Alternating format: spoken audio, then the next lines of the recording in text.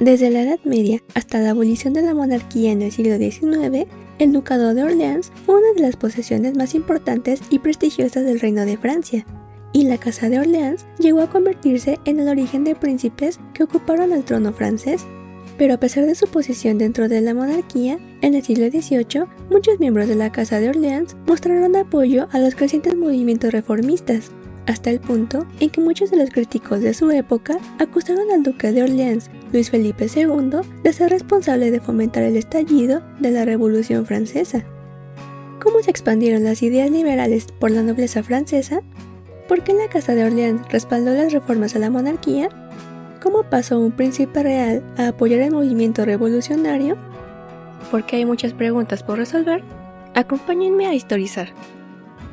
A principios del siglo XVIII, tras la muerte de Luis XIV en 1715, el trono pasó a Luis XV, quien apenas tenía 5 años. Debido a su minoría de edad, Felipe II de Orleans asumió la regencia del reino. Durante esos años, el regente intentó gobernar de una forma menos rígida que Luis XIV, evitando prácticas demasiado autocráticas o absolutistas. Permitió una mayor participación de nuevos organismos políticos y tuvo una actitud relativamente abierta hacia las nuevas ideas ilustradas que comenzaban a surgir. Así que mientras estas ideas eran vistas con recelo por gran parte de la nobleza, muchos miembros de la Casa de Orleans, en su lugar, mostraron interés por ellas. ¡Esto es arte! ¡Aprécienlo! Durante los años que siguieron a la regencia, las ideas ilustradas se difundieron por toda Francia, lo que permitió el surgimiento de filósofos como Voltaire, Montesquieu o Rousseau.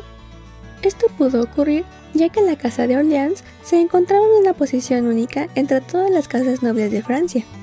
Fue establecida formalmente en 1661, cuando el rey Luis XIV otorgó el Ducado de Orleans a su hermano menor, Felipe I de Orleans, padre de Felipe II.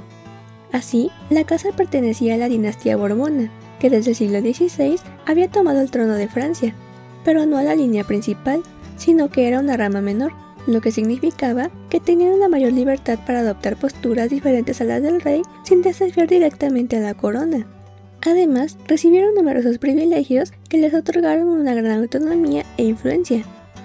Las ideas ilustradas y liberales comenzaron a tener una mayor expansión en el momento en el que Francia atravesaba por un periodo de graves problemas financieros, provocados por años de guerra, por los grandes gastos de la corte y un sistema fiscal ineficiente.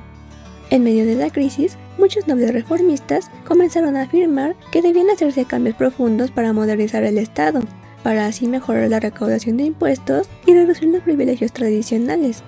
Entre ellos se encontraban miembros de la Casa de Orleans, cuyo principal representante fue el ahora príncipe y duque Luis Felipe I de Orleans.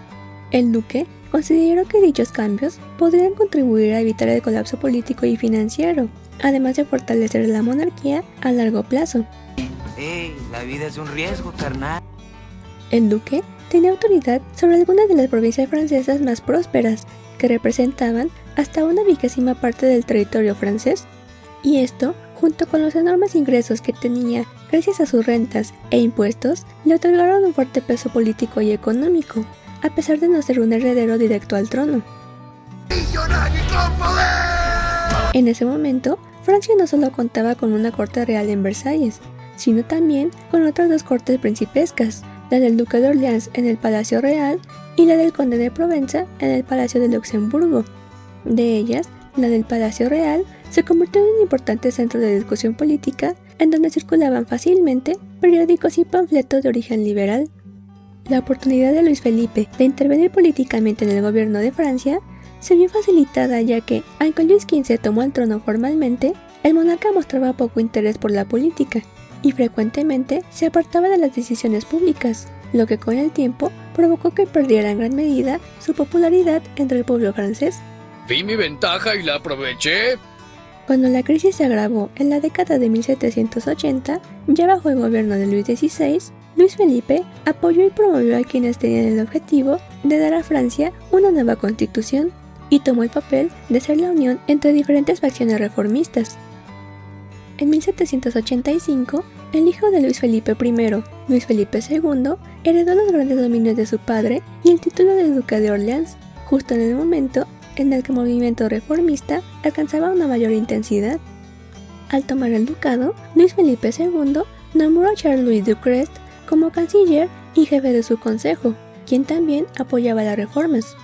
Ducrest fue uno de los primeros en promover la convocatoria de los Estados Generales, afirmando que era necesario que el rey nombrara un nuevo ministro que restaurara la confianza en el Parlamento y que pudiera poner en orden a las finanzas nacionales.